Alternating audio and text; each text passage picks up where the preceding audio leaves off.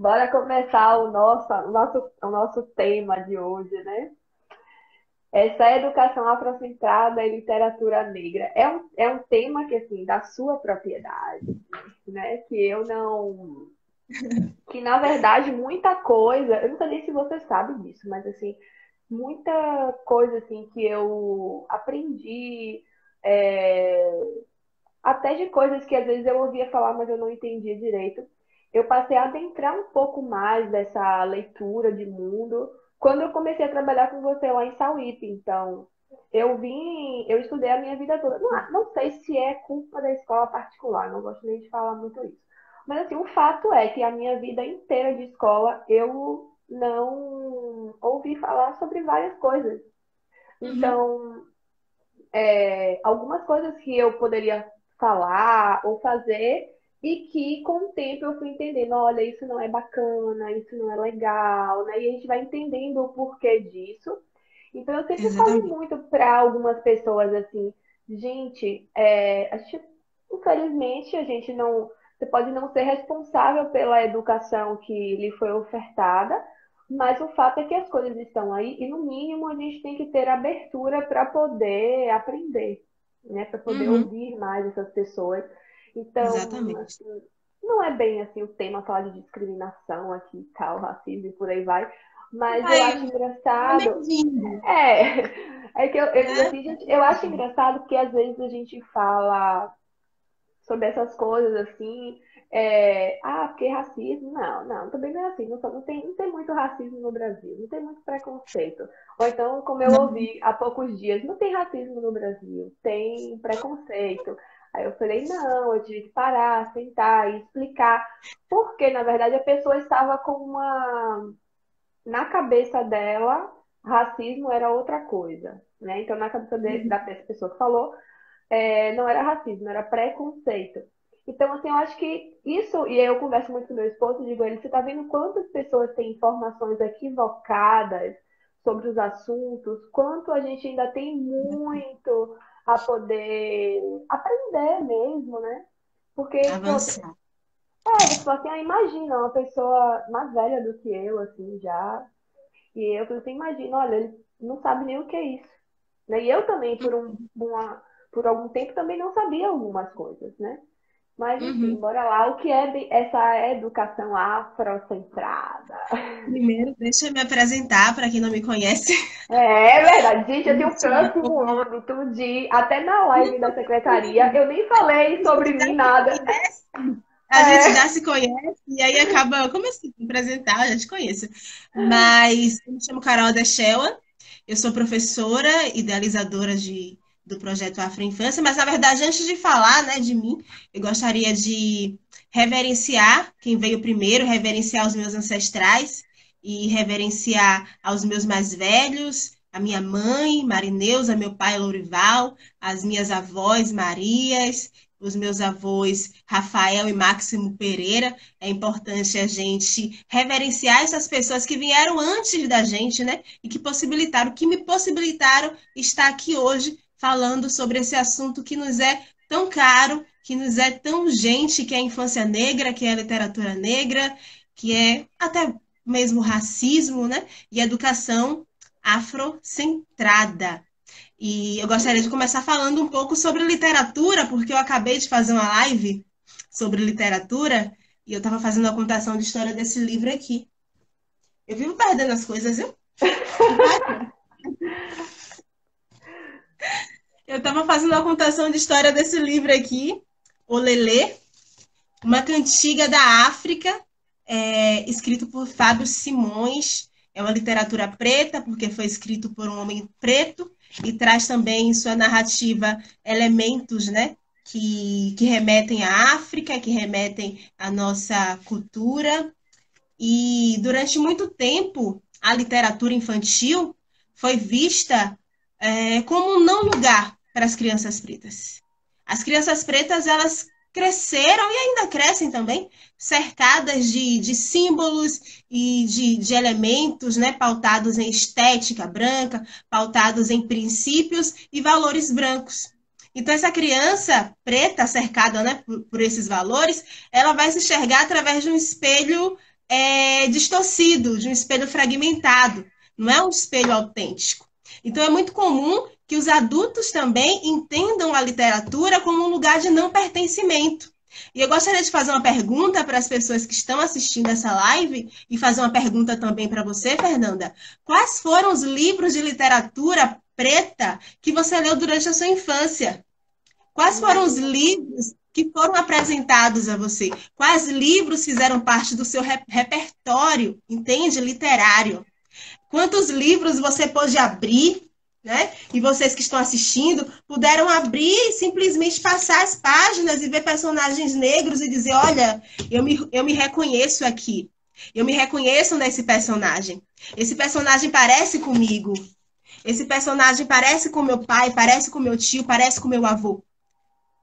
Deixa eu ver as respostas. Nenhum. Então, a galera botando aí, nenhum. Pois é. E de fato, exatamente. Eu também nunca vi, não. Eu também não. Então, eu passei toda a minha infância e adolescência. Eu fiz educação infantil na escola particular, aqui no meu bairro mesmo, mas era uma escola particular de referência, etc. Mas eu não tive contato com nenhum livro que trouxesse personagens que me representassem, que representassem a minha cara, que representassem a cara do meu povo. Nunca. E para mim aquilo tudo era muito normal, né? Até porque eu era uma criança e eu não tinha condições psicológicas, não tinha consciência racial para poder problematizar essas questões. Então, os livros chegavam até a mim, eu simplesmente lia, simplesmente olhava as ilustrações, o que é que eu fazia? Eu desejava o ideal de ego branco. Então, os livros que eu consigo me lembrar perfeitamente, que fizeram parte da minha infância, são os ditos clássicos, né, por uma elite dominante, né, que é Cinderela, Rapunzel, Branca de Neve, e tantos outros clássicos, né, que estão aí à disposição das nossas crianças. Então, eu não tive à minha disposição um livro sequer de literatura preta, um livro onde eu pudesse pensar assim, nossa, essa personagem aqui parece comigo. Não, crescemos dentro desse contexto. E eu tenho certeza que muitos de vocês também. Você também nunca teve acesso, né? Não, eu sempre, na verdade, assim, até eu tive esses benditos clássicos, a gente vê, eu vi até mais em filme do que livro, assim. Livro, geralmente, os que eu me lembro eram livros muito antigos, assim, que tinham na casa da minha avó e mais relacionado a essas cantigas que a gente tem na educação infantil, coisas da cultura popular, era mais isso, assim, que a minha mãe lia para mim. Eu lembro que tinha vários livros de uma coleção que os personagens pareciam que eram feitos de massinha de modelar. Não consigo me lembrar muito bem, mas eram todos brancos. Eles viviam em castelos, viviam em casinhas. Eu era completamente apaixonada por esse livro, mas não tinha nenhuma referência negra. Então, por isso que eu falo, a literatura infantil era um não lugar para a criança negra. A criança negra ela não se reconhecia ali, né? E aí, depois de muito tempo, né? E também após a promulgação da Lei 10.000, em 2003, é que o mercado editorial começou a produzir, começou a construir, enfim, a colocar nas prateleiras livros que representassem a nossa identidade, livros que contribuíssem com a valorização da nossa cultura, com a valorização da nossa estética, né? Isso após diversas lutas empreendidas pelo movimento negro. Então, por exemplo, a Lei 10.000, ela foi sancionada em 2003 e já tem 17 anos de promulgação. Mas essa lei ainda não é implantada de forma condigna, né? Ela foi promulgada, mas, infelizmente, quando a gente vai ver na realidade da escola, na realidade da sala de aula, infelizmente, essa lei não é implantada da forma que deveria ser. A gente até pega o projeto político-pedagógico e vê todo bonitinho ali, olha, a gente trabalha aqui e tal, mas quando você vai para o dia a dia da sala de aula... Quando tem, né? Quando tem projeto político-pedagógico. Tem, mas tem o projeto.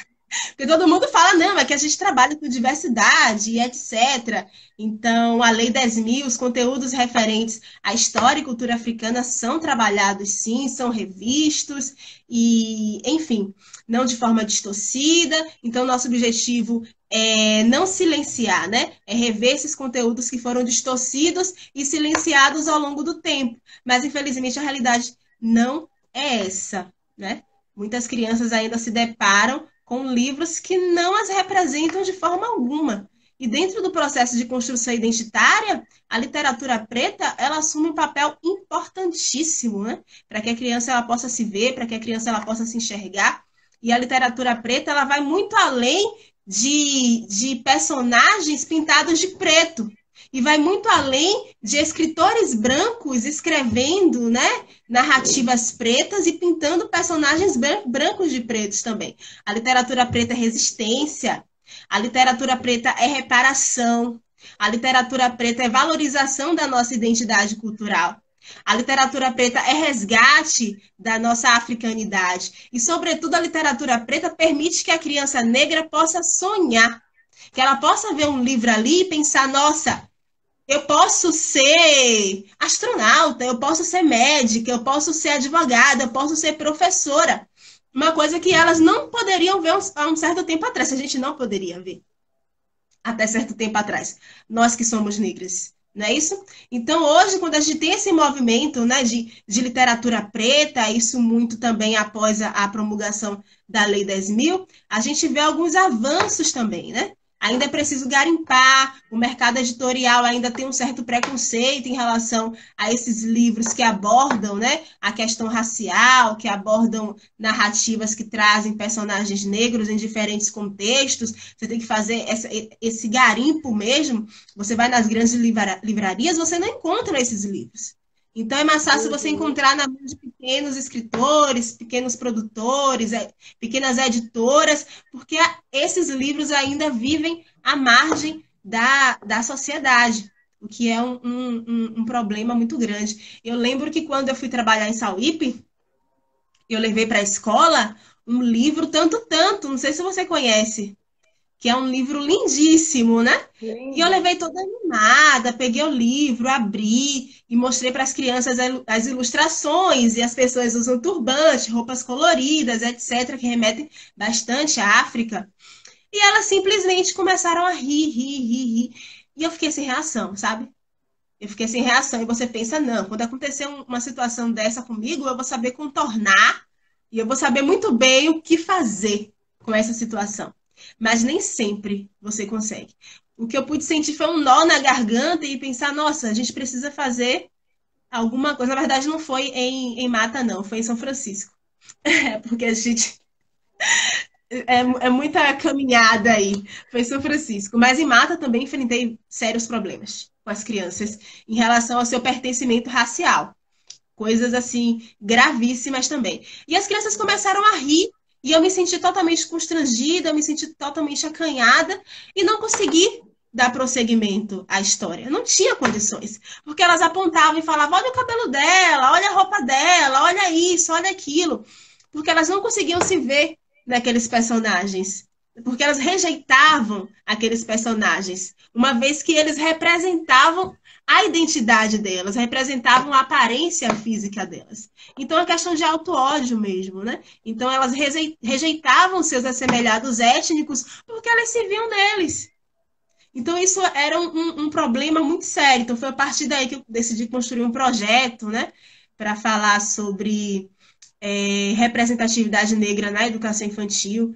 Eu pensei, falei, nossa, é preciso fazer alguma coisa urgente, porque as crianças estão crescendo nesse contexto totalmente tensionado pelo racismo, né? Um contexto totalmente nocivo, um contexto totalmente problemático. E a partir daí que foi surgindo outros projetos, foi surgindo também o Afroinfância e etc, né? Uma coisa também assim que eu acho O meu roteiro. interessante, né? Que, por exemplo, é óbvio que assim, receber um elogio de uma criança é legal, então quando alguém faz, ai, minha prova, você é linda, seu cabelo é lindo, não sei o que, seu é lindo, e ela tem uma.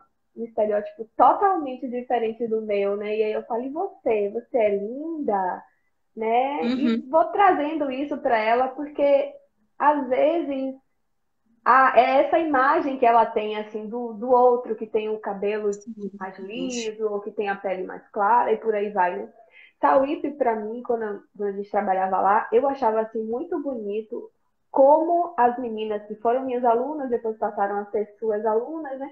E como elas te viam ali na escola e falava e dizia, né, Procarol é linda, o cabelo da Uhum. Procarol é lindo. Então, assim, poxa, é Verdade. tão bacana. Eu achava aquilo o máximo, ouvir aquilo das meninas, né? Da forma como elas falavam. E eu acho isso muito legal. É, lá em São Francisco, inclusive, uma situação que me incomodou muito por causa desse perfil de beleza. Eu tenho uma aluna que a gente começou a trabalhar algumas coisas falando de Moana, do filme Moana, alguma coisa do tipo. Eu sei que a menina, ela ia sempre com o cabelinho preso, com um coque ou de trança. E aí, à medida que, eu acho que foi um trabalho, ela era muito quieta, ela era muito pra dentro. E eu comecei a fazer um trabalho com ela para que ela se jogasse mais, né? Para que ela saísse, aparecesse mais para a turma. E Sim. aí, nesse movimento, né, de sair daqui de dentro e vir para fora, eu senti que a liberdade dela veio num soltar de cabelos. Ela tirou as tranças, assim, e aí soltou o cabelão dela e começou. Eu achei assim, uma coisa tão simbólica, forte. Ela Aham. tirou aquelas tranças do cabelo, ficou com aquele cabelo black solto, e a menina começou a correr pelo parque e a brincar.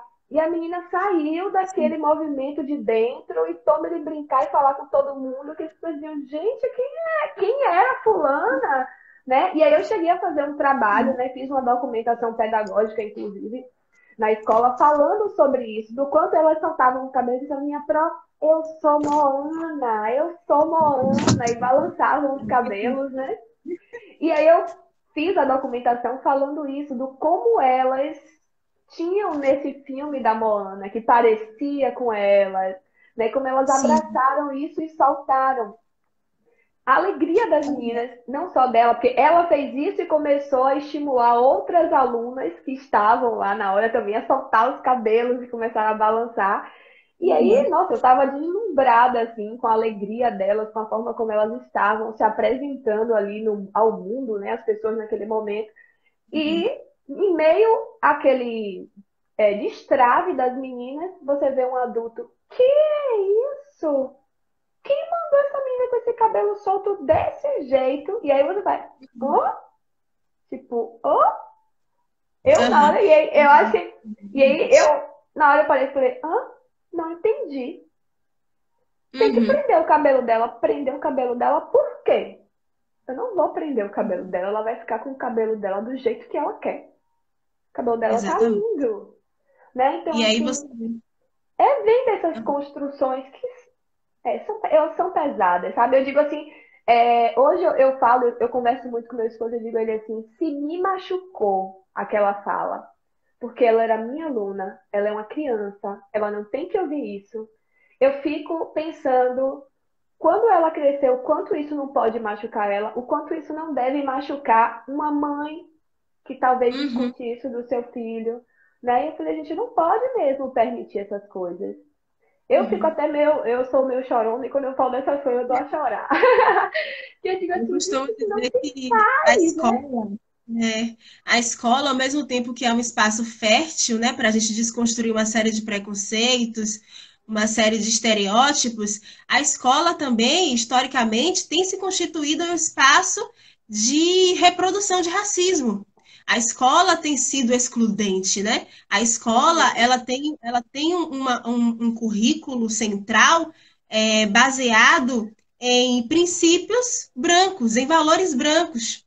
Então, a nossa história, a história indígena, ela aparece dentro desse currículo de forma pontual. E é justamente isso que a gente vem questionando, né? Hoje nós temos a Lei 10.000, que torna obrigatório o ensino da história e cultura africana, e essa lei ela deve ser trabalhada o ano inteiro.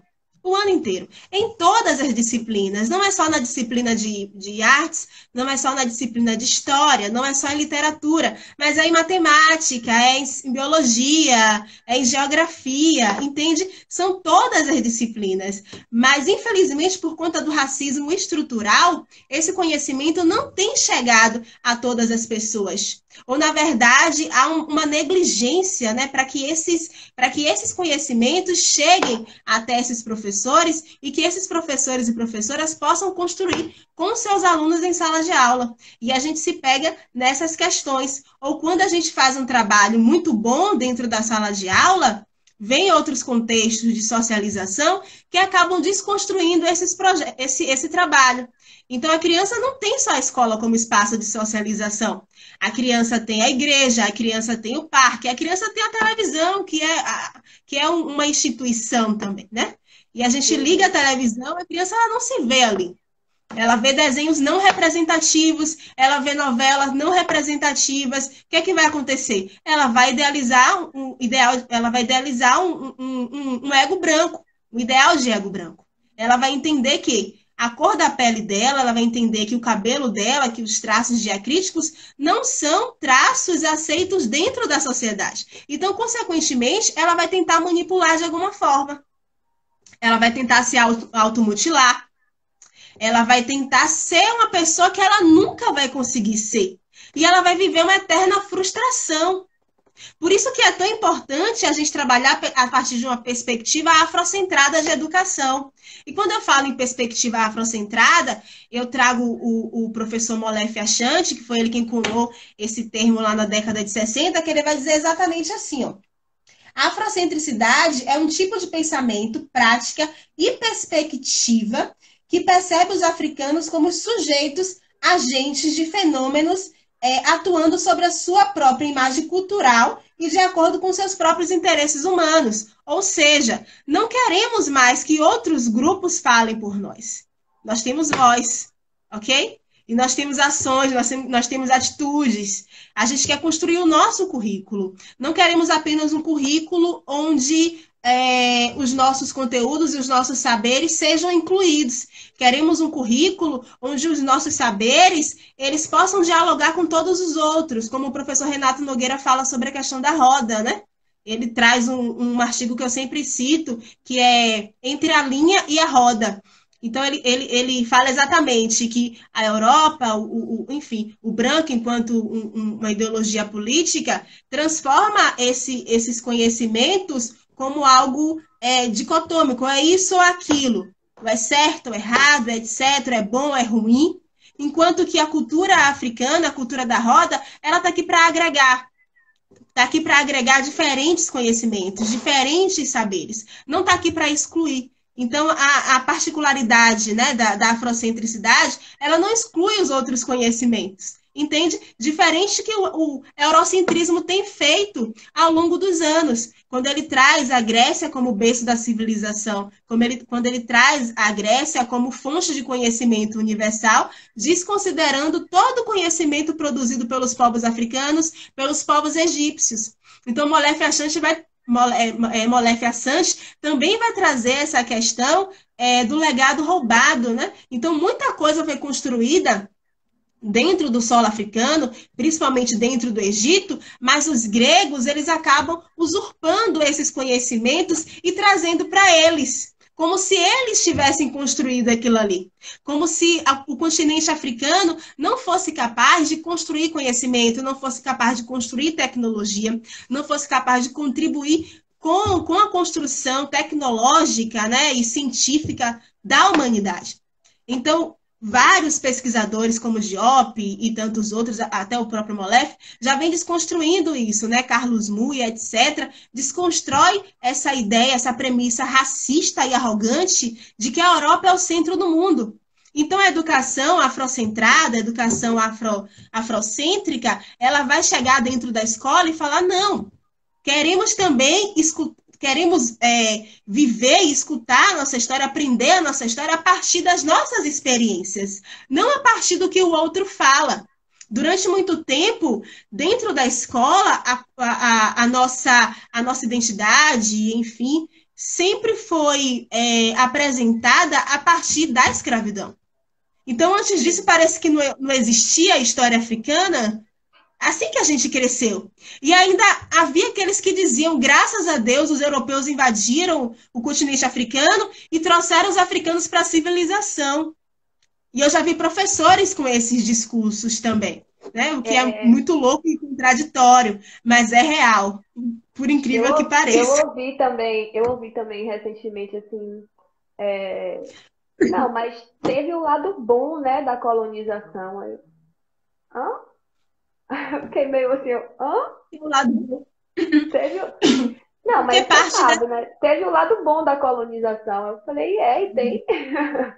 fala do bom, genocídio, estupro, famílias distantes uma da outra, destruição da família africana. Qual é o lado bom? Se a gente ainda continua sofrendo com as consequências desse sistema escravocrata, a gente continua sofrendo. Então, somos minoria dentro das universidades, somos aqueles que mais morrem. Entende? Somos, em relação às crianças, são aquelas que mais evadem das escolas, que não concluem o ensino médio, que vai para o subemprego. Compreende como que houve um benefício nesse processo de escravização? Não houve nenhum tipo de benefício. Se eu estivesse lá na África, talvez eu tivesse sido uma rainha, uma princesa. Pô, que Mas, legal, né? enfim, É, exatamente. uma coisa também, assim, que eu já trabalhando tanto na escola particular, né, como na pública, e aí eu sempre gostava de perguntar, porque a gente começa, às vezes, a falar de profissões e tal, e uma coisa que me chocou muito não gosto nem de falar assim onde, mas, enfim, numa instituição pública eu estava fazendo uma conversa com as crianças e aí perguntando, e aí, que aí vocês vão querer trabalhar com o quê? Quando você está numa instituição particular, que as crianças têm uma condição social, né, um pouco melhor, você vê as crianças falando, né, de profissões que, vamos dizer assim, têm uma posição maior, então algo que exige uma faculdade, alguma coisa assim.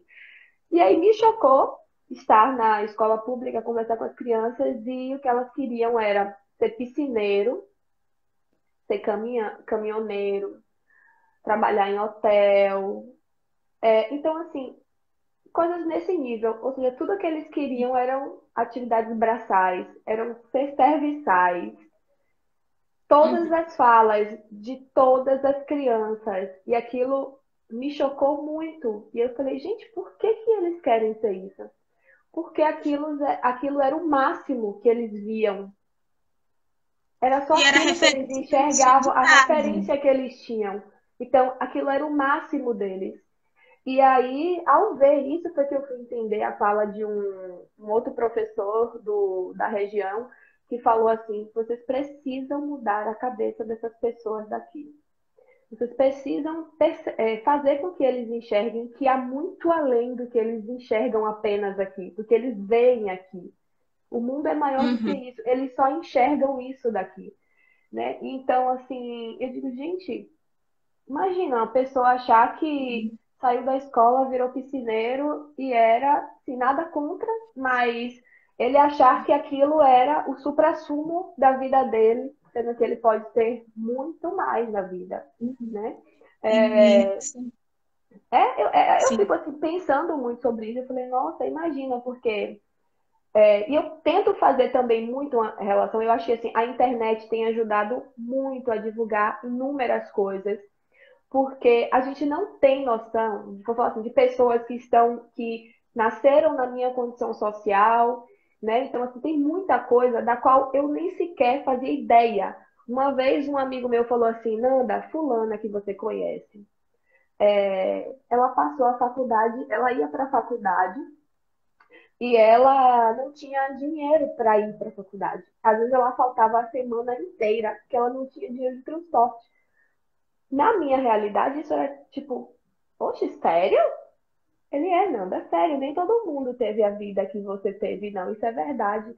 E às vezes, quando ela vinha para a faculdade, ela vinha com fome, porque ela não tinha dinheiro para poder pagar para tomar café. O dinheiro que ela tinha, ela pagou para vir para a faculdade. Então, como eu sabia, eu não dizia a ela que eu sabia, quando ela chegava aqui, eu convidava ela para tomar um café comigo. E aí eu voltava e dizia, gente, uma pessoa falta vários dias de faculdade, a pessoa, quando está na faculdade, está com fome, como é que essa pessoa vai aprender bem? Como é que essa pessoa vai. Né? Assim, não é um Uhum, processo justo, não dá para a gente dizer que é um processo justo, não é nunca na uhum. vida. Né? De Então, forma. assim, era uma realidade da qual eu não tinha a menor ideia. Não chega à minha Uhum. realidade. Né? Inclusive, aí até esses dias também eu vi um caso de um outro aluno, de um outro menino até, saiu na rede social, relatando isso.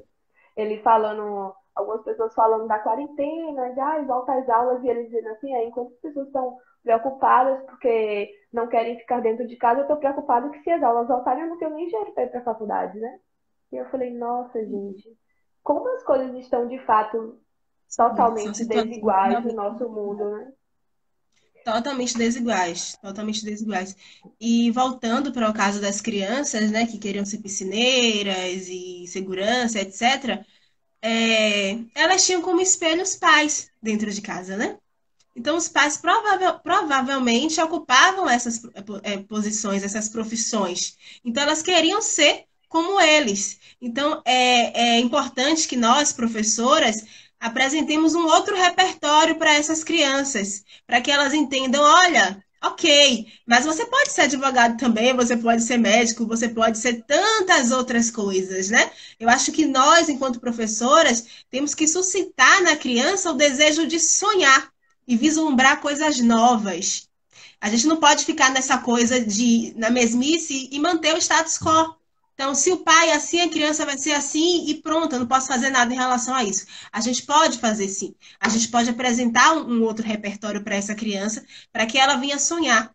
E dentro da literatura isso é permitido também, né? Quando eu apresento a literatura com diferentes narrativas, a criança ela começa a pensar: olha que legal, esse personagem aqui que se parece comigo, ele faz tal coisa. Por que não ser também, né?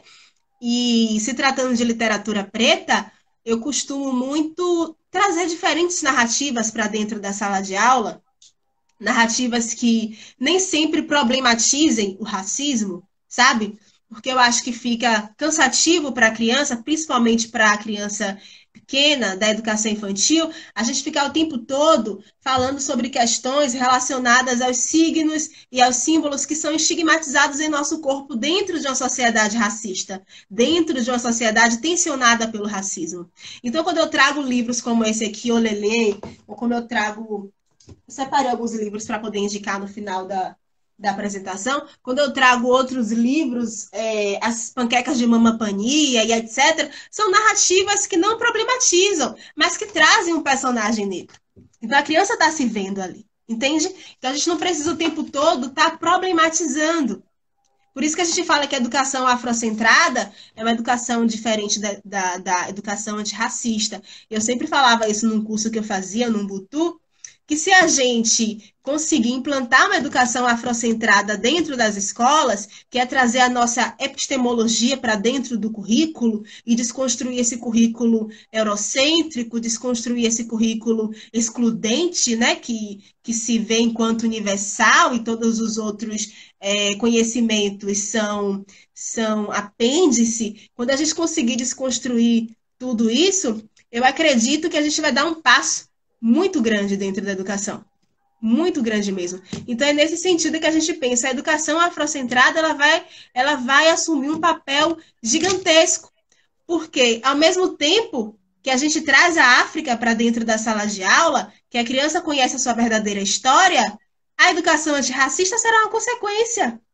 Entende? Ela Uhum. vai conhecer essa história. E a partir daí, ela também vai enfrentar o racismo de forma mais, sabe, eficaz e etc. É muito mais nesse sentido. Eu acredito que quando a gente se limita a uma educação antirracista, a gente acaba empobrecendo a nossa prática.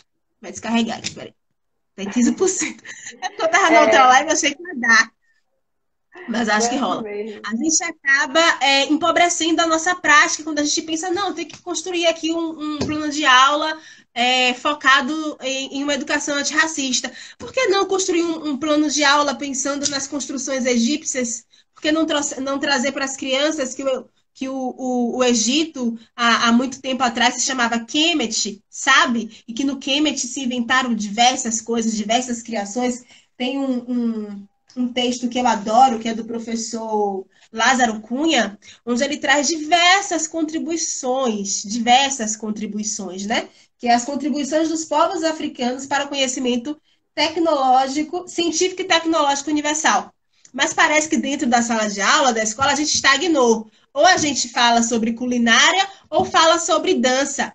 Como se a nossa história se resumisse a esses dois elementos. Sendo que temos muito mais, sabe? Muitas outras contribuições que a gente precisa levar para a sala de aula, que os alunos precisam saber.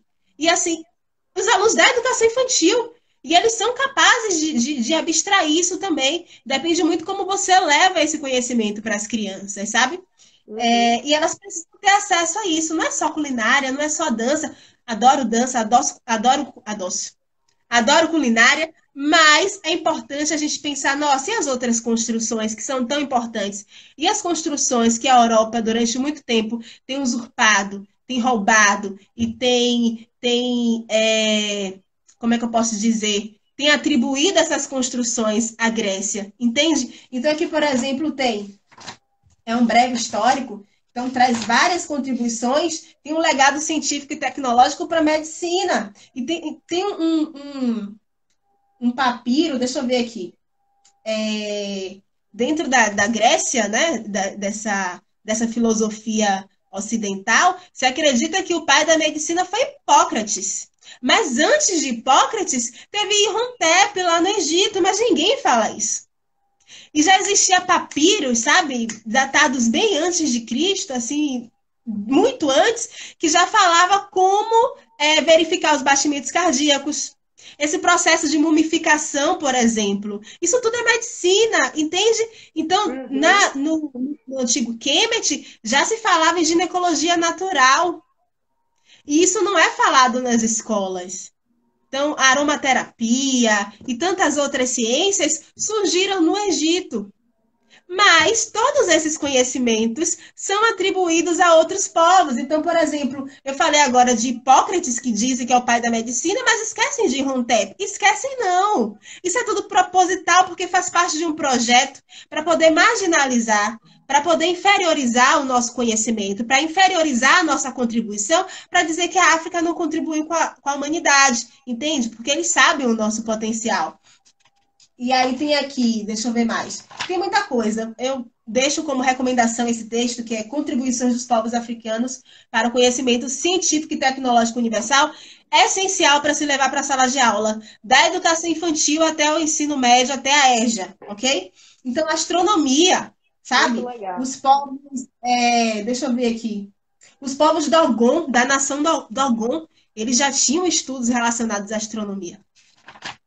Uma coisa Arquitetura, também, assim, eu fiz uns cursos, e eu gosto muito, assim, de fazer uns cursos que, os últimos que eu fiz, assim, são de base antroposófica e tal, e aí a formulação base desses cursos eram de povos, como eles diziam, povos aborígenes de não sei onde, mas muita coisa, assim, similar ao que também eu encontrei na época que eu fui em Quiripiracanga, que eles diziam assim, isso aqui era o que a tribo indígena que habitava aqui fazia.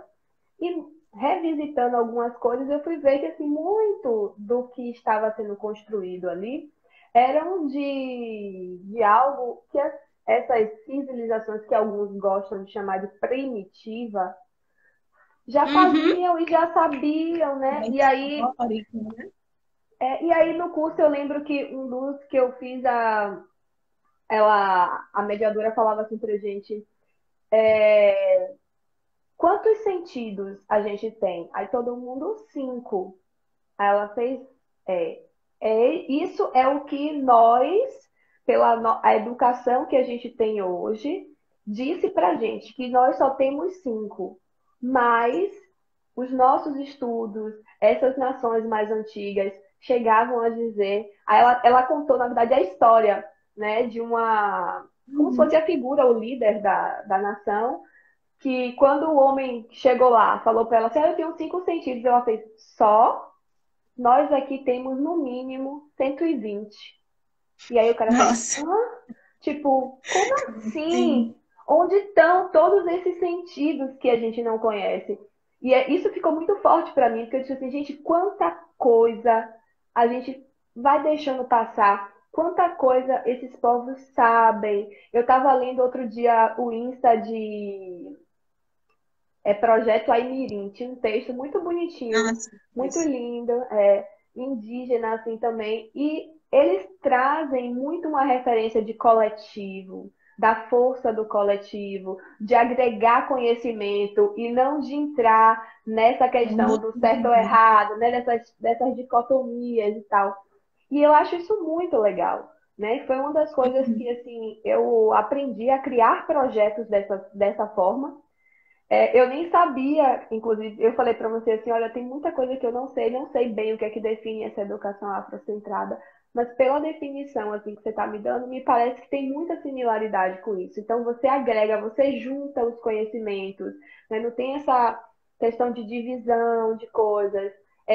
Uma das coisas que eu aprendi, fui colocando na minha prática, é justamente unir sonhos e não dizer selecionar qual é o sonho que vai ser realizado.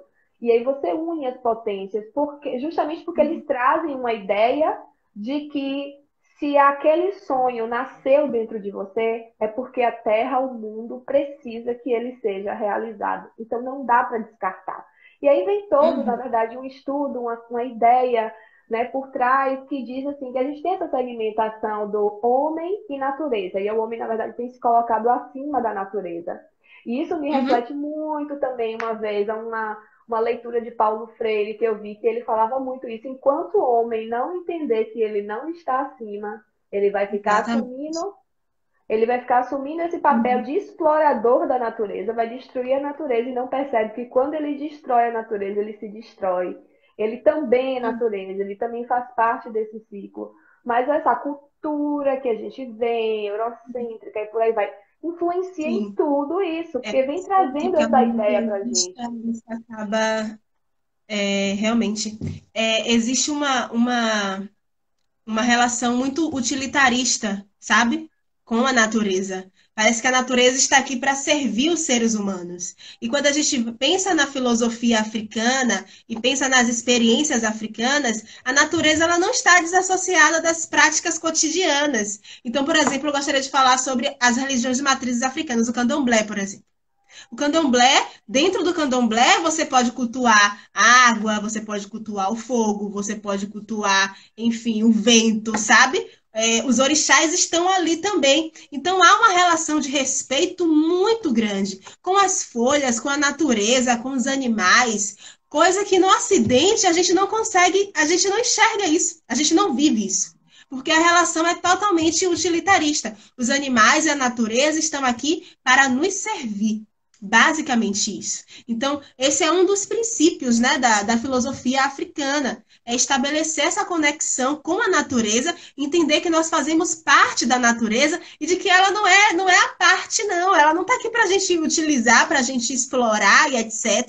E o que a gente Uhum. tem visto é o quê? Poluição dos rios, dos mares e tantas catástrofes que têm acontecido por conta dessa mal utilização, por conta dessa relação, né, egoísta, dessa relação egóica que os homens e as mulheres dentro do Ocidente têm estabelecido por conta dessa relação, né, equivocada que se tem estabelecido com a natureza. Essa relação capitalista, enfim, é E algo a se essa pensar.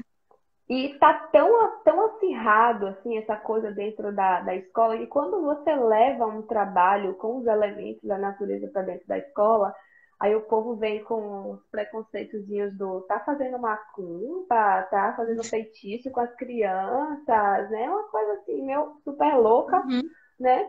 E também por uma concepção de achar que a escola, por exemplo, a escola tem um quintal maravilhoso, com terra, com árvores, e aí a perspectiva da escola de não vamos reformar a escola é tacar cimento em tudo, derrubar tudo, e aí você tira, gente. né, essa ideia do capitalismo, tem que ter brinquedo industrializado. Não, se tem galho, se tem folha, pega um barbante e você consegue fazer brinquedos com os elementos da natureza. As crianças precisam brincar com a natureza, as crianças precisam estar ali imersas com a natureza. Então, a gente fala tanto, até eu conversei muito aqui na live com o Roquinho, não sei se você conhece, ele é um estudioso da cultura da infância, ele fala muito da questão da natureza. E eu disse, aí eu procurei assim, eu acho engraçado que quando a gente conversa com algumas pessoas mais antigas, assim, eles falam, porque a infância boa foi a nossa, que a gente brincava em quintal, a gente pulava, subia em árvore, tal, tal, tal, tal, tal, tal. Mas essas mesmas pessoas, quando vão procurar escolas para os seus filhos, elas procuram as mais modernas. E Aham, aí eu digo, exatamente. onde foi que perdeu aí?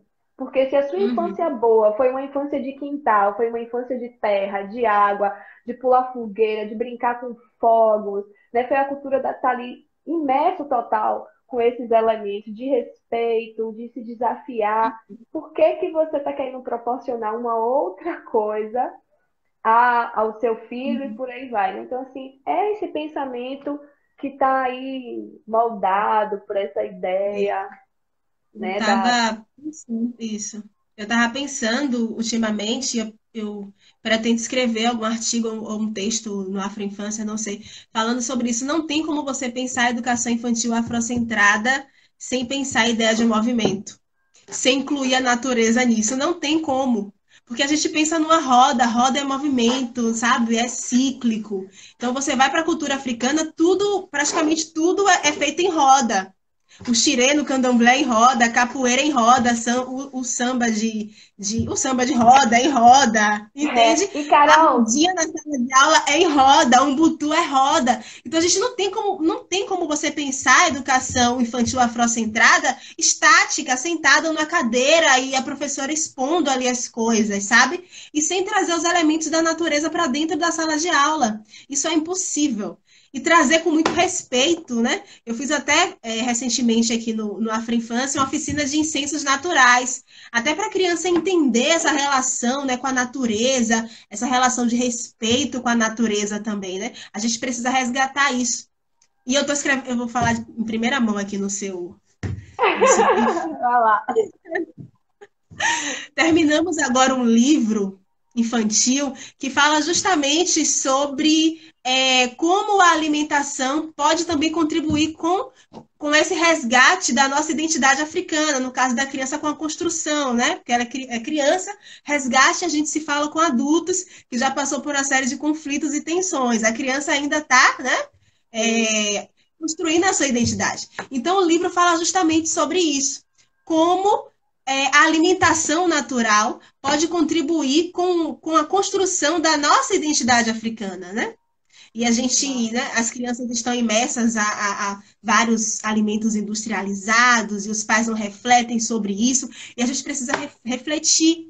Então, os nossos Uhum. ancestrais, os nossos antepassados, eles viviam da agricultura e de tantas outras coisas naturais, etc. Mas após a escravidão, a gente fazia o quê? Comer o lixo da Casa Branca. E a gente continua comendo esse lixo da Casa Branca sem refletir. Então, eu estava na aula de inglês e vendo um vídeo que falava exatamente isso, né? Somos escravizados modernos dessa indústria alimentícia de coisas super processadas e etc. E a gente esquece que a nossa riqueza, que os nutrientes, eles saem da terra, entende? Então, é preciso fazer essa construção, fazer esse resgate. Então, o livro fala exatamente sobre isso. Ele é lúdico, mas tem a parte técnica, ensinando passo a passo, para que a criança ela entenda, olha, agora você faz isso e tal, de forma técnica e didática, para que ela entenda, para se ter autonomia também, né? E isso vai suscitar na criança autonomia, segurança, autoestima, porque ela vai pensar, poxa, fui eu que fiz isso aqui. Eu que coloquei a mão na terra, entende? Eu que coloquei a mão na massa, eu que coloquei a semente ali, a semente está germinando. E Uhum. futuramente eu vou colher o fruto do meu trabalho, entende? E isso é perfeito, é muito bom. Eu vou ter que botar o carregador. É, Vai falando aí, Fernanda. Vai tá. falando aí. Beleza. E aí, eu acho também assim, gente, uma coisa muito bacana disso tudo, quando você faz esse trabalho próximo com a natureza, e que é essencial, eu não vejo como não fazer. Aliás, eu vou fazer até um adendo sobre o que a Carol falou, essa questão da educação infantil, de estar sempre em roda e por aí vai. Eu fiz uma experiência com as minhas crianças, inclusive tem fotos disso na página do Quintal Interativo. Peraí que eu Eu vou fiz pegar. várias Tá, eu fiz várias atividades, vivências com os meninos de acolhimento. Eu fiz uma vivência com eles onde eu montei uma árvore de tecidos no chão, baseada na obra de Gustav Klimt. E aí, essa árvore, né? Eu coloquei, pus a árvore lá com frutos, trazendo um pouco da imagem da pintura que ele fez. E depois disso, no processo, as crianças tiveram que fazer desenhos. E eu fiz várias experiências com as crianças, elas vivenciavam e tinham que desenhar. Podem observar, quando essas crianças desenham, o que mais sai nos desenhos delas são círculos e espirais. Círculos e espirais. Então, assim, a gente tem que começar a olhar para além do óbvio. O que esse círculo, o que essas espirais nos desenhos dessas crianças nos mostram? Criança é isso, criança é vida, criança é ciclo. Né? Então, Parece assim, que é uma memória ancestral ali. essa memória ancestral, então, gente, isso fala muito. E não foi uma coisa de dizer assim, Esse apareceu no movimento, né? desenho de uma criança. Eu disse, não apareceu no desenho de uma criança, foi de várias crianças. E aí eu lembro que eu sentei com a minha apoio e falei para ela, olha o que eu lhe digo sobre a linguagem subjetiva. Os meninos Uhum. acessam essa memória ancestral melhor do que a gente, porque a gente já se poliu muito disso. A gente já Sim. fechou os olhos para esses sentidos que para eles estão vivos e a gente precisa retomar, né? A gente precisa voltar a reacender esses sentidos dentro da gente e a gente vivenciar isso, colocar, né, esse jogo das pessoas na roda, de trazer essas coisas à tona. Então, eu acho muito, muito, muito bacana mesmo. É outro ponto que Carol trouxe da questão da alimentação. Então, assim, a criança precisa entender essa relação com a natureza. Eu não vejo como a gente fazer uma separação disso. E para além da questão, né? Então, assim, eu vou, eu cavo, eu planto, eu vejo crescer. A natureza, eu acho que ela sempre nos ensina algo. Se você para observar a natureza, quando eu estou com algum conflito, alguma coisa para poder resolver, eu gosto de parar e observar como a natureza resolve os seus conflitos, que ela nos ensina muito. Né? Então, assim, nesse plantar, quando você planta uma semente, a semente brota do nada? Não brota do nada. Você tem que estar ali Todo mundo. cuidando, você vai ali botar uma água, você vai depositando. E hoje nós vivemos a geração que quer criar um projeto e quer resultado em um mês, é imediato. Eu quero dinheiro Não, dia. logo, eu quero que, tipo assim, o negócio tem que ser assim. Tanto que eles falam, Uma geração semana. Y, X, Z, que tá aí, né? A evolução de como a nossa geração veio Exatamente. fazendo. Então, assim, isso é fruto do que a gente vem promovendo. Então, hoje eu vejo tantos pais falando assim, porque meu filho não sabe o que quer, porque meu filho está assim, porque hoje essa geração quer um emprego e já quer começar num cargo top, enquanto a geração de muitos dos nossos pais levaram, ó, muito osso, galgando ali aos pouquinhos, né, na empresa. Você pega uma pessoa bem mais, assim, sei lá, hoje com seus 40, 50, 60 anos, você vai ver que às vezes essas pessoas levavam 30, 20 anos na mesma empresa, né? A live está Uhum. até aqui dizendo já que vai finalizar, eu vou lhe dar o espaço agora. Plantar é um exercício de paciência. É preciso ter paciência. Vai encerrar, é? É preciso ter Já. muita paciência. E eu planto, eu tenho não, centenas, não exagero, mas eu tenho dezenas de plantas aqui em casa, planto no quintal dos meus pais. E a cada dia é uma novidade, é uma descoberta. Quando eu vejo ela germinando, eu falo, nossa, tá crescendo, tá ficando bonita. E recentemente eu fiz até uma reflexão, porque eu tinha plantado não lembro, uma plantinha dentro de um vaso pequeno. E depois que eu troquei ela daquele vaso, nossa, ela desabrochou de uma forma tão linda. E eu comecei a fazer uma relação, eu falei, gente, é isso com a gente também. Acontece a mesma coisa com a gente. Quando a gente está num lugar muito Exatamente. apertado que não nos cabe, a gente não desabrocha, a gente como é que eu posso dizer? A gente não consegue iluminar a gente nem as outras pessoas. Então, quando eu troquei ela daquele vaso, coloquei ela num vaso mais espaçoso, entende? Ela começou a ficar mais verde, começou a ficar mais luminosa, começou a ficar mais bonita. Então, metaforicamente, eu fiz essa relação com a nossa vida. Quando a gente está no espaço que não nos cabe, a gente definha. E a planta estava definhando. Ela não estava crescendo, ela não tinha nutrientes. Então a gente é assim mesmo. Quando a gente está num espaço que não é legal, a gente não consegue ser criativo, a gente não consegue evoluir. Então a gente precisa romper também com esses espaços que acabam oprimindo a gente. É difícil, é. Mas se a gente quiser crescer, sabe? Se a gente quiser Vai fechar. encerrar já, ele vai encerrar.